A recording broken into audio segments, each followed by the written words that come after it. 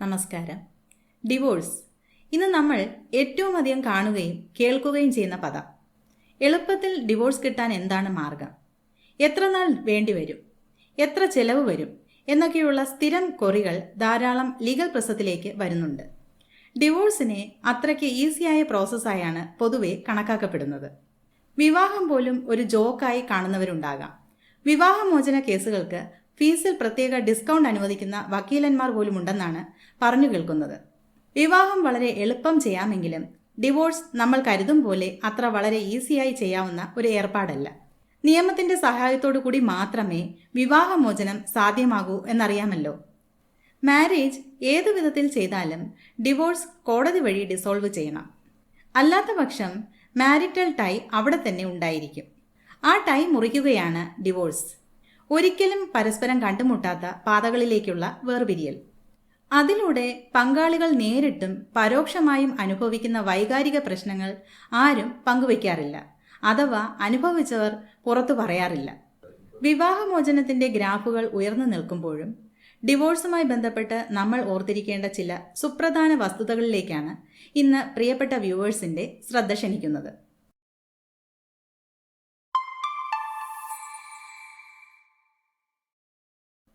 വിവാഹബന്ധം എന്നത് പവിത്രമായ ഒരു ബന്ധമായാണ് എല്ലാ മതങ്ങളും അതുപോലെ സമൂഹവും കാണുന്നത്.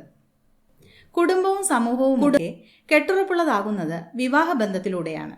അത് തകർന്നു പോകുമ്പോഴുണ്ടാകുന്ന കുറേ പ്രശ്നങ്ങൾ, കുടുംബ പ്രശ്നങ്ങൾ, വിവാഹമോചനത്തിനായി ശ്രമിക്കുമ്പോഴുണ്ടാകുന്ന മറ്റ് ചില പ്രശ്നങ്ങൾ, സാമൂഹ്യമായ ഒറ്റപ്പെടൽ, ഏകാന്തത, സാമ്പത്തിക പ്രശ്നങ്ങൾ, താമസ സ്ഥലം മാറുമ്പോഴുണ്ടാകുന്ന പ്രശ്നങ്ങൾ, ഇങ്ങനെ വിവാഹമോചനത്തിൽ ഏർപ്പെടുന്നവരുടെ ഫീലിംഗ്സ് ആരും ശ്രദ്ധിക്കുന്നില്ല. അവർ അനുഭവിക്കുന്ന മെന്റൽ ട്രോമ, ഷോക്ക്, നിരാശ ഇവയൊന്നും അഡ്രസ് ചെയ്യപ്പെടുന്നില്ല. ഇത് നമ്മെ നയിക്കുന്നത് കടുത്ത പക, ദേഷ്യം, ഏകാന്തത, വിഷാദം, കുറ്റബോധം, ശൂന്യത തുടങ്ങിയ മാനസിക നിലകളിലേക്കായിരിക്കും. ഈ മെന്റൽ കണ്ടീഷനെ അതിജീവിക്കുന്നതിന് കൂടി നമ്മൾ സജ്ജരാണെങ്കിൽ മാത്രമേ ഡിവോഴ്സിനെ കുറിച്ച് ചിന്തിക്കാവൂ. ലോകത്തിലെ ഏറ്റവും സങ്കീർണമായ ഫാമിലി ലോ നിലനിൽക്കുന്ന രാജ്യമാണ് നമ്മുടേത്. മതം അടിസ്ഥാനമാക്കിയാണ് ഫാമിലി ലോ മിക്കതും നിലനിൽക്കുന്നത്. അതല്ലാതെ സ്പെഷ്യൽ മാരേജ് ആക്ടും നിലവിലുണ്ട്. വിവാഹസ്ഥിതിയെ അടിസ്ഥാനമാക്കിയാണ് മെയിൻ്റെനൻസ്, അഡോപ്ഷൻ, പിന്തുടർച്ച, സ്വത്തവകാശം തുടങ്ങിയ എല്ലാം തീരുമാനിക്കുന്നത്.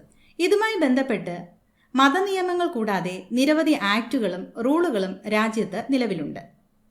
അതുകൊണ്ട് എല്ലായിടത്തും ജില്ലാ കോടതിക്ക് സമാനമായ റാങ്കിലുള്ള സിവിൽ ജഡ്ജ് സീനിയർ ഡിവിഷൻ പ്രിസൈഡ് ചെയ്യുന്ന കുടുംബ കോടതികൾ നിലവിലുണ്ട്. എന്നാൽ പോലും സങ്കീർണമായ നിയമപ്രശ്നങ്ങൾ കുരുക്കഴിച്ച് തീരുമാനം വരാൻ വർഷങ്ങൾ കാത്തിരിക്കേണ്ടി വരുന്ന അവസ്ഥയാണ്. വിവിധ പിന്തുടർച്ചാ നിയമങ്ങൾ ലീഗൽ പ്രിസം നേരത്തെ അപ്ഡേറ്റ് ചെയ്തിട്ടുണ്ട്. കുടുംബ കോടതികളിൽ വക്കീലന്മാർ വേണ്ട എന്നാണ് പറയാറ്. പക്ഷേ DIY ആയി ഇതുവരെ ആരും കേസ് നടത്തി വിജയിച്ച ചരിത്രമില്ല. സമർത്ഥനും വിശ്വസ്തനുമായ ഒരു അഭിഭാഷകന്റെ സഹായമുണ്ടെങ്കിൽ മാത്രമേ കേസ് ശരിയായി നടത്തി അവസാനിപ്പിക്കാൻ കഴിയൂ. അഭിഭാഷകന്റെ സ്ട്രാറ്റജിയാണ് കക്ഷിയെ വിന്നറാക്കുന്നതും ലൂസറാക്കുന്നതും. ഡിവോഴ്സിന് പോയിട്ടുള്ളവർ ജീവിതത്തിൽ ഏറ്റവും വെറുക്കുന്ന ഒരു വാക്ക് കൂടിയാണ് ഡിവോഴ്സ്. അത്രയ്ക്ക് മാനസിക സംഘർഷങ്ങളും നിരാശയും സാമ്പത്തിക നഷ്ടവും തിക്ത അനുഭവങ്ങളുമാണ് കോടതി നടപടികളിൽ ഏർപ്പെടുമ്പോൾ നേരിടേണ്ടി വരിക. കോടതി നടപടികളുമായി മുന്നോട്ടു പോകുമ്പോഴായിരിക്കും പങ്കാളികൾ തിരിച്ചറിയുന്നത് ഇത് എത്രത്തോളം പെയിൻഫുൾ ആണ്, അതുപോലെ മനമടുപ്പിക്കുന്ന അനുഭവം ആണെന്ന്, അനന്തമായി നീണ്ടുപോകുന്ന നടപടികളാണെന്ന്. ഇച്ഛാഭംഗം കൊണ്ട് വീണ്ടും ഒരുമിച്ച് ജീവിക്കാൻ തീരുമാനിച്ച പങ്കാളികൾ പോലും ഉണ്ട്. ഈ അടുത്ത സമയത്ത് കോടതിയിൽ കുട്ടിയുടെ കസ്റ്റഡി ആവശ്യപ്പെടുകയാണ് ഒരു പിതാവ്. അവസാനം കുട്ടിയെ ഞായറാഴ്ചകളിലെങ്കിലും വിട്ടുകിട്ടണം എന്നായി. പകൽ കുട്ടിയോടൊപ്പം സിനിമയ്ക്ക് പോകുന്നതിനും പാർക്കിലും മറ്റും പോകുന്നതിനാണ് പ്ലാൻ. കോടതി മനഃപൂർവ്വമായി അവിടെ ഒരു ചോദ്യം കൂടി ചോദിക്കുന്നുണ്ട്. ഞായറാഴ്ച കുട്ടിയെ നിങ്ങളോടൊപ്പം വിടാം, അപ്പോൾ ഒരാൾ കൂടി കുട്ടിയോടൊപ്പം ഉണ്ടാകുന്നതിൽ നിങ്ങൾക്ക് എതിർപ്പുണ്ടോ എന്ന്. ഇല്ല എന്ന് പെറ്റീഷണർ മറുപടി പറയുമ്പോൾ അത് കുട്ടിയുടെ അമ്മയായിരിക്കുമെന്ന് കോടതി പറയുകയാണ്. കോടതിയിലാകെ ചിരി പടർന്ന നിമിഷം. പക്ഷേ കോടതിയുടെ ആ ചോദ്യത്തിന്റെ റിസൾട്ട് അത്ഭുതാവഹമായിരുന്നു. അല്പസമയത്തിനുള്ളിൽ ആ കേസ് തീർപ്പായി റോൾ കോളിൽ നിന്നും നീക്കി എന്ന് പറഞ്ഞാൽ മതിയല്ലോ. ഒരു ദുരന്ത നാടകത്തിന്റെ അനിവാര്യമായ ശുഭപര്യവസാനം. ഡിവോഴ്സിന്റെ ദുരന്തഫലം ഏറ്റവും കൂടുതൽ അനുഭവിക്കുന്നത് കുട്ടികളായിരിക്കും. മാതാപിതാക്കൾ വേർപിരിയാൻ തീരുമാനമെടുത്തു കഴിഞ്ഞാൽ കുട്ടികളോട് അത് അവതരിപ്പിക്കുന്നത് ആര് എന്ന ചോദ്യമാകും ഏറ്റവും ഭീകരമായി അവശേഷിക്കുക. കുട്ടികളോട് അല്പമെങ്കിലും ആത്മാർത്ഥതയുള്ള പേരൻസിന് ഈ ഒരു ദൗത്യം ഏറ്റെടുക്കാൻ നന്നേ പ്രയാസമായിരിക്കും. കുട്ടികൾ ഇനി എവിടെ ജീവിക്കും, ആരുടെ കൂടെ, ആരുടെ തണലിൽ ജീവിക്കും, ആര് അവരെ കൈപിടിച്ച് നടത്തും, ആര് അവർക്ക് രക്ഷയായി കവചം തീർക്കും എന്നിങ്ങനെയുള്ള നിരവധി ചോദ്യങ്ങളുടെ വേലിയേറ്റത്തിലായിരിക്കും പേരൻസ്. ഇത് കേൾക്കുമ്പോൾ പറഞ്ഞറിയിക്കാനാകാത്ത അരക്ഷിത ബോധമായിരിക്കും കുട്ടികളെ വരിഞ്ഞു മുറുക്കുക. മാതാപിതാക്കളുടെ വേർപിരിയൽ പോലൊരു കൊടിയ ദുരന്തം ഒരു കുട്ടിയെയും തേടിയെത്താനില്ല. കുട്ടികളുടെ ജീവിതത്തിന്റെ എല്ലാ നിറങ്ങളും കെട്ടുപോകുന്ന തീരുമാനം കൂടിയാണത്. ചിലപ്പോൾ ജീവിതത്തിൽ ഒരിക്കലും അവർക്ക് മാതാപിതാക്കളോടൊത്ത് ജീവിതം പങ്കിടാൻ കഴിഞ്ഞില്ലെന്നും വരാം. മാതാപിതാക്കൾ തങ്ങളിൽ നിന്നും എന്നേക്കുമായി അകലുന്ന നിർഭാഗ്യകരമായ അത്തരം സാഹചര്യങ്ങളിൽ കുട്ടികൾ കടുത്ത മാനസിക പിരിമുറുക്കത്തിലായിരിക്കും. സമപ്രായക്കാരായ കുട്ടികൾക്ക് മാതാപിതാക്കളുടെ സംരക്ഷണവും സ്നേഹവും അനുഭവിക്കാൻ ഭാഗ്യമുണ്ടായിരിക്കുമ്പോൾ മാതാപിതാക്കളെ നഷ്ടപ്പെടുന്ന കുട്ടികൾക്കുണ്ടാകുന്ന അസൂയ, നിരാശ, ഇൻസെക്യൂരിറ്റി ഫീലിംഗ് ഇവ ഉണ്ടാക്കുന്ന മാനസിക പ്രശ്നങ്ങൾ തുടർന്നും കുട്ടികളെ വേട്ടയാടും. ദേഷ്യം, പക, വിഷാദം, വാശി, കുറ്റബോധം, ശൂന്യത ഇവയൊക്കെ കുട്ടികളുടെ മേൽ തീവ്രമായി പിടിമുറുക്കാം. പാരന്റ്സ് നടത്തുന്ന തുറന്ന യുദ്ധങ്ങൾ കണ്ടുവളരുന്ന കുട്ടികളിൽ അത് ഭാവിയിൽ വലിയ മെന്റൽ ട്രോമ തന്നെ സൃഷ്ടിച്ചേക്കാം. അവർക്ക് മറ്റു കുട്ടികളെ പോലെ പെരുമാറാൻ കഴിഞ്ഞില്ലെന്നും വരാം. പാരന്റ്സ് തമ്മിലുള്ള യുദ്ധം അവസാനം എത്തിച്ചേരുന്നത് ചൈൽഡ് കസ്റ്റഡി എന്ന പോരാട്ടത്തിലേക്കാണ്. കുട്ടികളുടെ മേൽ അവകാശം സ്ഥാപിക്കുന്നതിനുള്ള പങ്കാളിയുടെ അപേക്ഷയാണ് ചൈൽഡ് കസ്റ്റഡി പെറ്റീഷൻ. ഇത് കുട്ടികളിൽ കൂടുതൽ ഭീതി പടർത്താൻ മാത്രമേ സഹായിക്കൂ.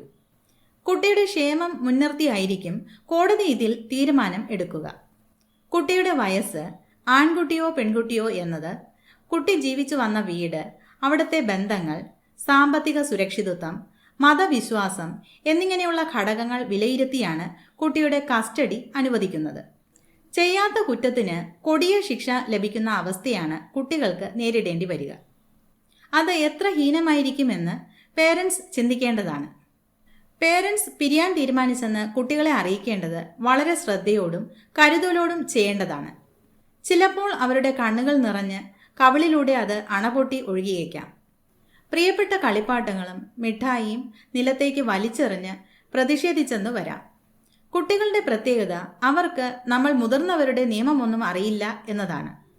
മുതിർന്നവരുടെ പ്രയോറിറ്റികളും അറിയില്ല. കുട്ടികൾ നിയമം ലംഘിച്ചാൽ പോലും ബാലനീതി നിയമം പറയുന്നത് child in conflict with law എന്നാണ്. എന്നുവെച്ചാൽ കുട്ടികൾക്ക് മുതിർന്നവരുടെ നിയമവുമായി പൊരുത്തപ്പെടാൻ സാധിച്ചില്ല എന്ന്. പാരൻസ് വേർപിരിഞ്ഞ കുട്ടികൾക്ക് വളരെ നാളത്തേക്ക് മൊത്തം ഒരു കൺഫ്യൂഷൻ ആയിരിക്കും. മറ്റു കുട്ടികളിൽ നിന്നും വ്യത്യസ്തമായി ആത്മവിശ്വാസക്കുറവ്, പഠന നിലവാര തകർച്ച, ആകാംക്ഷ, ഉറങ്ങാൻ കഴിയാത്ത അവസ്ഥ, വിഷാദരോഗം എന്നിവ ബാധിച്ചേക്കാം. അത്തരം അവസ്ഥകളെ അതിജീവിക്കാൻ കുട്ടിയെ പ്രാപ്തനാക്കുകയാണ് വേർപിരിഞ്ഞാൽ പോലും പാരൻസിന്റെ ഏറ്റവും വലിയ ഉത്തരവാദിത്വം, ചലഞ്ച്. സ്നേഹത്തിന്റെ, സുരക്ഷിതത്വത്തിന്റെ വലിയ കോട്ടകൾ കെട്ടി കുഞ്ഞുങ്ങളിൽ ആത്മവിശ്വാസം പകരുകയാണ് ആ സന്ദർഭങ്ങളിലും പാരൻസിന്റെ പ്രധാന കർത്തവ്യം. കാരണം ഡിവോഴ്സ് പങ്കാളികൾ തമ്മിലാണ്. കുട്ടികളുമായുള്ള ബന്ധം വേർപിരിയുന്നില്ല, അവസാനിക്കുന്നില്ല. ഡിവോഴ്സ് അനുവദിക്കുന്നത് വഴി കുട്ടികൾ അനാഥരാക്കപ്പെടുന്നില്ല. അവർക്ക് പഴയതുപോലെ ജീവിതത്തിലേക്ക് തിരിച്ചു വരാനും സ്വയം കരുത്താർജിക്കാനും അവരെ പ്രാപ്തരാക്കുകയാണ് ഡിവോഴ്സിന് ചിന്തിക്കുന്നവർ ആദ്യം ഏറ്റെടുക്കേണ്ട ദൗത്യം. കുട്ടികളുടെ കാര്യം അവിടെ നിൽക്കട്ടെ, പങ്കാളികളുടെ കാര്യത്തിലേക്ക് വരാം. നിസ്സാര കാരണങ്ങൾ കൊണ്ട് കോടതിയെ സമീപിച്ചാൽ ഡിവോഴ്സ് കിട്ടാൻ വളരെ പ്രയാസമായിരിക്കും. പങ്കാളികളുടെ ഭാഗത്തു നിന്നുള്ള ക്രൂവൽറ്റി ശരിയായി തെളിയിച്ചാൽ മാത്രമേ ഡിവോഴ്സ് അംഗീകരിച്ച് കിട്ടൂ. വിവാഹബന്ധം തിരികെ സ്ഥാപിക്കാൻ കഴിയാത്ത വിധം തകർന്നടിഞ്ഞുപോയി എന്നും കോടതിയെ ബോധ്യപ്പെടുത്തണം. വേർപിരിയേണ്ടത് അനിവാര്യമാണെങ്കിൽ മാത്രം ഇത് തെളിയിച്ചാൽ മതി. ജസ്റ്റ് ഒരു ഡിവോഴ്സ് പെറ്റീഷൻ മാത്രമല്ല കോടതിയിൽ വരിക. ഡിവോഴ്സ് പെറ്റീഷൻ കൂടാതെ RCR, judicial separation, maintenance petition, gold recovery petition, child custody petition, 498A, DV act ഇങ്ങനെ പല പല കേസുകളും ഒപ്പം വരും. കേസിൽ എവിടെയെങ്കിലും പിഴച്ചാൽ മുട്ടൻ പണിയായിരിക്കും കിട്ടുക. കേസുകൾ കാരണം തൊഴിൽ സ്ഥലത്തൊക്കെ പോകാൻ സമയം കിട്ടിയെന്ന് തന്നെ വരില്ല. വലിയ സാമ്പത്തിക ബാധ്യതകളും വന്നു ചേരും. സ്വത്തുകളിലേക്ക് ജപ്തി നടപടിയും ഉണ്ടാകും. ഒന്നുകൂടി പറഞ്ഞോട്ടെ, നിങ്ങൾ വളരെ ചിന്തിച്ച് മാത്രം തീരുമാനം എടുക്കുക. ഇനിയും നിങ്ങൾ ഡിവോഴ്സുമായി മുന്നോട്ടു പോകാനാണ് ഉദ്ദേശിക്കുന്നതെങ്കിൽ ഒന്നും പറയാനില്ല. നിങ്ങൾ സ്വയം എടുത്ത തീരുമാനവുമായാണ് മുന്നോട്ടു പോകുന്നത്. കയ്പ് നിറഞ്ഞ അനുഭവങ്ങളാവും നിങ്ങളെ കാത്തിരിക്കുന്നത്. അതിന് നിങ്ങളുടെ അഡ്വക്കേറ്റിനെ കുറ്റം പറഞ്ഞിട്ട് യാതൊരു കാര്യവുമില്ല. അത്തരത്തിലുള്ള അപകടകരമായ ഒരു പാതയിലൂടെയാണ് അഡ്വക്കേറ്റിന് നിങ്ങളെ മറുകരയിലേക്ക് എത്തിക്കേണ്ടത്. നിങ്ങളെടുത്ത തീരുമാനം നടപ്പിലാക്കേണ്ടത് നിങ്ങളുടെ ഉത്തരവാദിത്തമാണ്. This is legal prism, law made easy. Thank U.